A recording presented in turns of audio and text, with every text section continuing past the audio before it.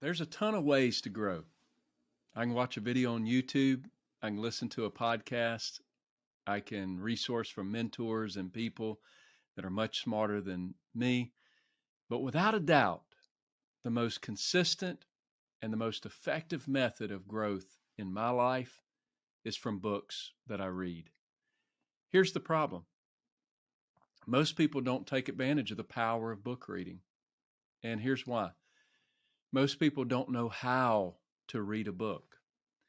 So they have trouble keeping their attention to the book. They struggle to retain what they've learned. And eventually they get discouraged and ultimately they quit reading. And I've dropped in on your electronic device today to tell you, don't quit.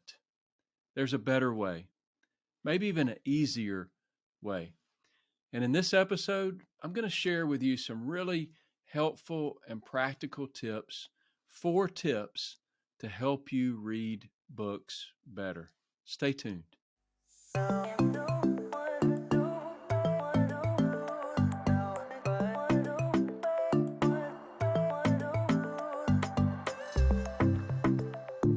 Hey there, I'm Ryan Franklin, and I would love for you to join me every week as we explore leadership topics that'll help you get the clarity needed to move your organization forward.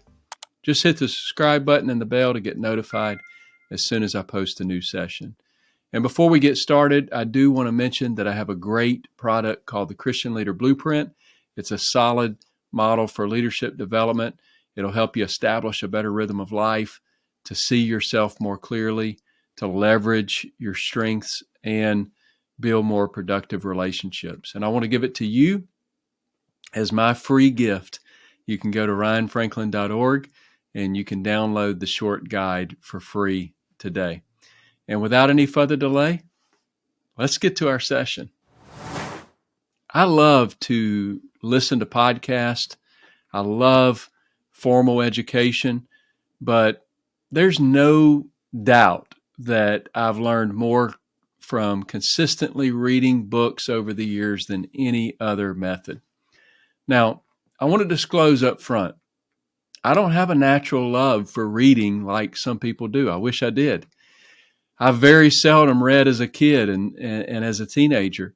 It just wasn't something that was enjoyable for me. And still, to this day, I don't read a lot for pleasure. I read for personal growth.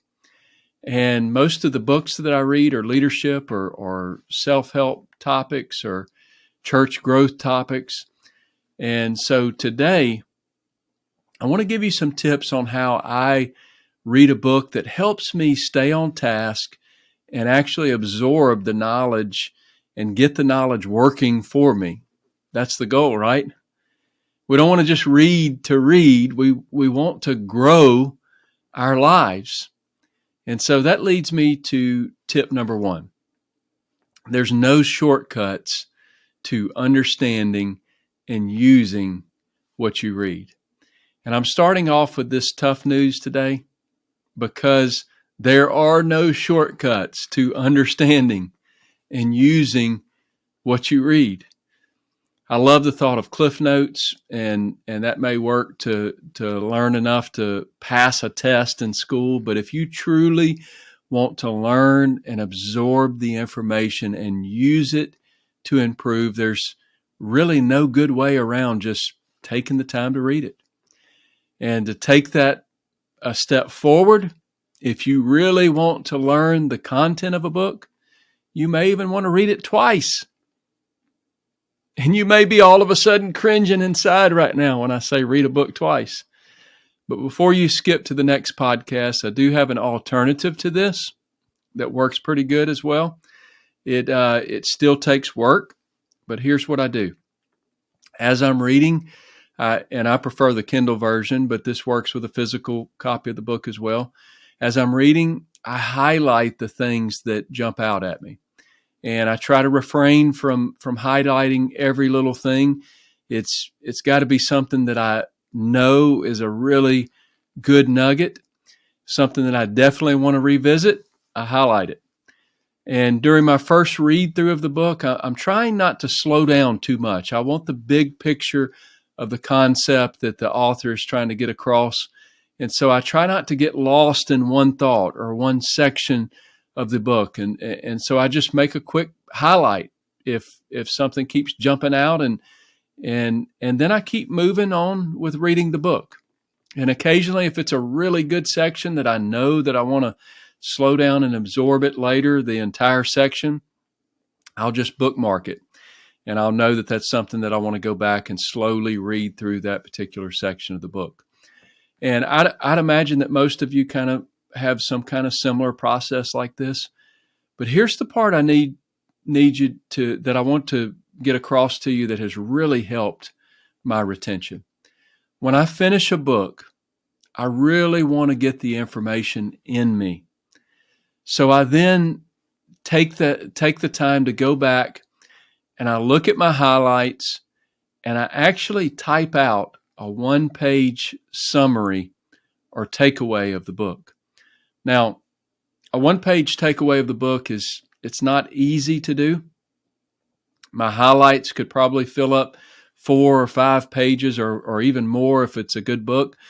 But I go through those highlights and I pick out the best ones. And then as I get towards the end of the book, I may even have to go back and remove some of them that I typed out earlier because I found something better, especially when I get to those last few chapters of the book and I'm trying to keep it to one page. Sometimes I have to take some of it out and renegotiate that. And here's why I do that. I know I can't retain all of the information of this book, but my hope is that I can at least retain the most important principles and concepts. And by culling the highlights down to a one-page takeaway, it's really helpful in deciding what is most important for me to take away.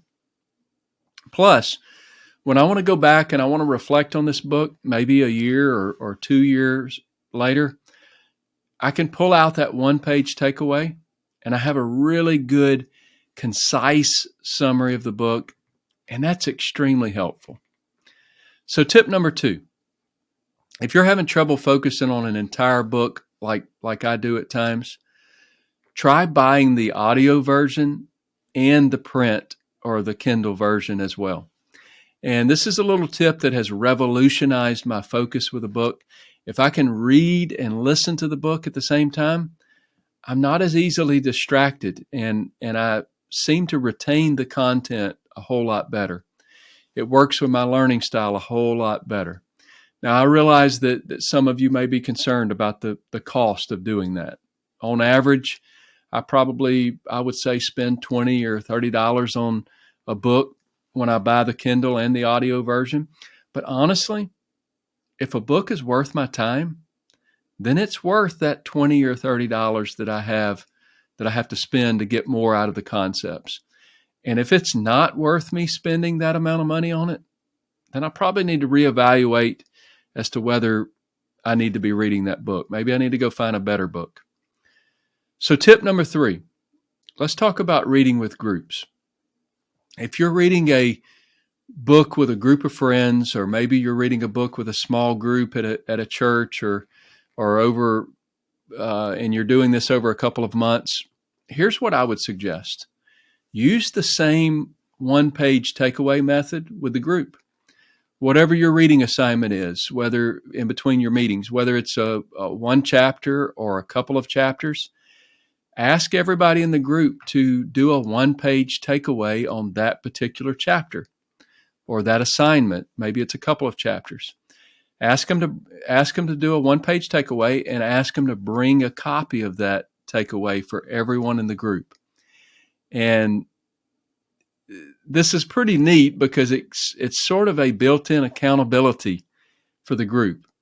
No one wants to be that person that shows up without their takeaways for everyone.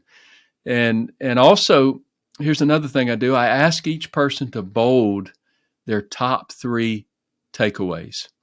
And this becomes their talking points when we're in the group. Each person gets the chance to hand out their one-page takeaways to everyone and to unpack their top 3 points. And it really makes an impact on that small group meeting with a good deep dive into that book. It really brings things out that you normally may not bring out on your own. I've also done mentor groups or growth groups that were more intense, and we would meet once a month, and we had a new book assignment every month. And in that case, our assignment would be to do a one-page takeaway for the entire book for that month. Now, I have to admit, that was very intense times for the people that participated. It was challenging for them to read an entire book a month, but it's super productive. And some of these mentor groups were some of my best years of growth in my earlier years of ministry. Tip number 4, focus on the routine of reading more than the how.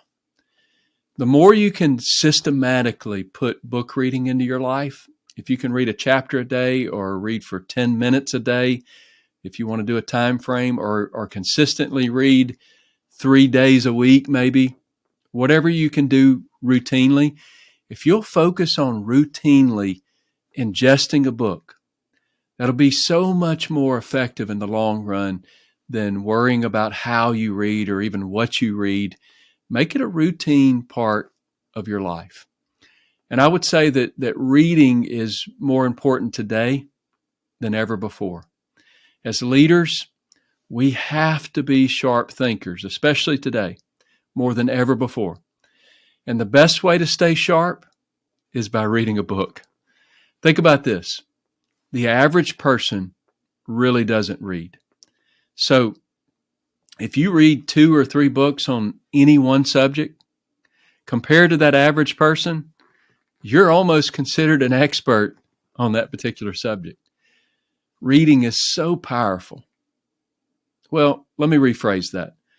Reading and then putting reading into action is so powerful. Reading can help us understand people. It can help us improve our communication. Reading can improve our social intelligence. Reading is a tremendous emotional regulator as well. It reduces stress at times because it can help us relax and get our minds out of our immediate circumstances. And it helps us learn new things. And that's just, it helps reduce the anxiety and stress in our life. And I'll just say this, getting to the next level of leadership happens only when you're open to personal growth. And we can't make positive changes in our lives if we don't know that we need to change. And a good book provides a tremendous opportunity to just illuminate that in our life. It creates an opportunity for us to see the changes that we need to make and to implement that growth in our lives. So I encourage you today, make book reading a vital part of your daily and weekly routines. Figure out a way to routinely ingest a good book that'll help you grow as a leader. Thank you so much for tuning in to the Christian Leader Made Simple podcast. I hope you have a great day. God bless you.